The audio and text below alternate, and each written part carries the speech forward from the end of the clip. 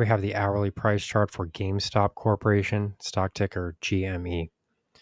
So here we can see that the stock has been trading under some selling pressure in recent trading sessions. This is the hourly chart. So this current declining period does go back to roughly July 17. And we can see that, so many of these declines have followed broader price action in the market with, major sell-offs occurring in the Mag 7 stocks and in the broader index benchmarks. Overall, though, this stock, the point that I would, first want to mention with this stock is that for the most part, the stock has held up fairly well over, the time period that has characterized these declines in the broader market. So, overall, if anybody's been watching my other videos, I've been covering quite heavily this sort of post July 11 trading period. This would have occurred roughly here. And as we can see, there were major sell-offs in the market in most of, the major benchmarks and in most of the Mag 7 stocks. I mean, we're even seeing major declines in Microsoft. It's not a common occurrence. So, as this was happening, for the most part, GameStop was actually moving higher. GameStop is actually, sort of bucking the trend and moving in the other direction, even while the majority of the market momentum was clearly focused on the downside. So we have started to see some declines later, sort of post July 17.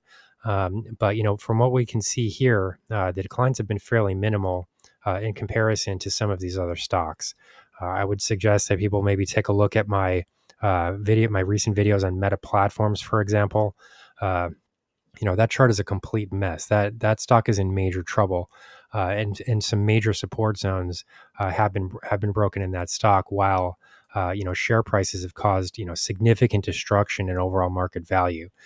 So the same thing has not occurred here, especially when you consider the fact that the stock was actually moving higher. From this period from roughly July 11 to July 17, and this was a period that was seeing significant declines. Even in the Mag 7 stocks. So, there has been some recent concern about whether or not the stock is collapsing. I do find that to be completely ridiculous. You have to sort of look at the broader context here. And if we take into consideration the fact that, most of the market is declining, these recent movements lower don't seem quite as drastic. So what I'll be doing next is I'll be sort of zooming into the 15-minute chart here to try to get some exact price levels. If we're looking at these recent declines, this period that I'm defining here is post July 17. So if we see that the highs here posted at 29.79, so just below the $30 mark, which is an area that we were watching, and then we extend that price move down to the this would be the July 25 lows of 23.37. We can see that, the stock is currently coming into contact roughly with the 23.6% Fibonacci retracement of that broader move, as well as this declining 100 period exponential moving average.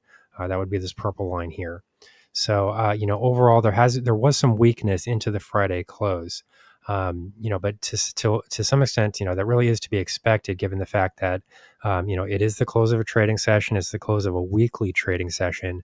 And we are dealing with a market that's very uncertain at the moment, with many mega cap stocks seeing huge amounts of selling pressure focused in their direction. So, over the weekend can create added uncertainty. And then, we also have to take into consideration the fact that it is a summer trading period, which means that liquidity levels tend to be lower than normal.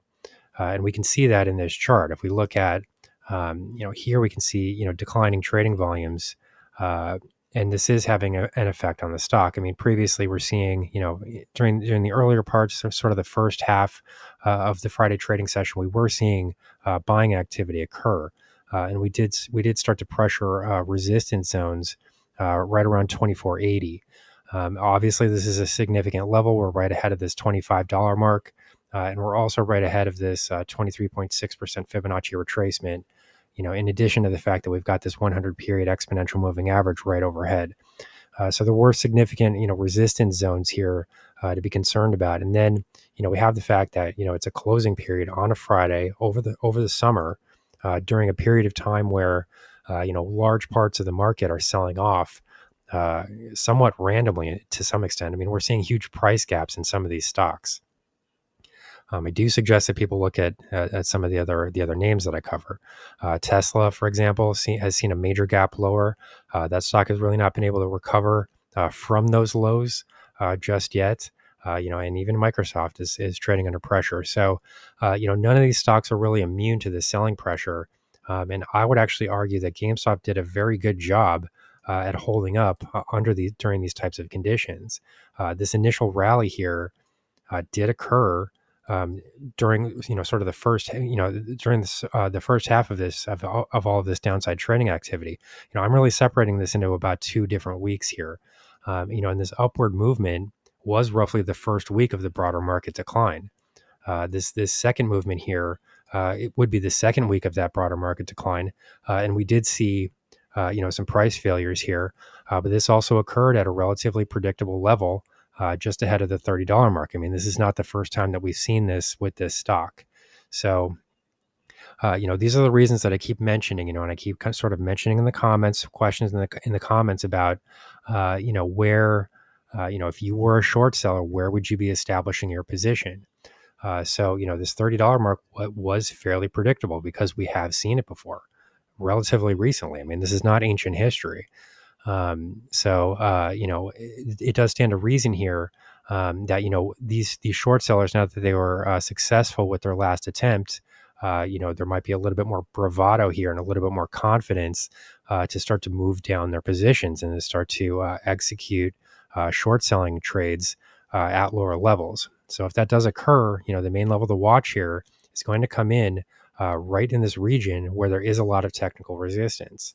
We're seeing this 100 period exponential moving average, this purple line, the 23.6% Fibonacci retracement zone, and now we do have a double top resistance condition. Now that we have seen a bit of trading weakness into the Friday close, so these are the levels that I will be watching.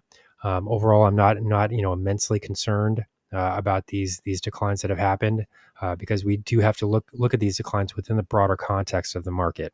So here's the current market update for the weekend for GameStop Corporation, stock ticker GME. These high conviction investment strategies are characterized by superior risk to reward metrics that target massive market beating returns over time. Join now to outperform the market. Lock in this special introductory rate of just $9.99 per month for the entire lifetime of your membership and start trading stocks with the pros.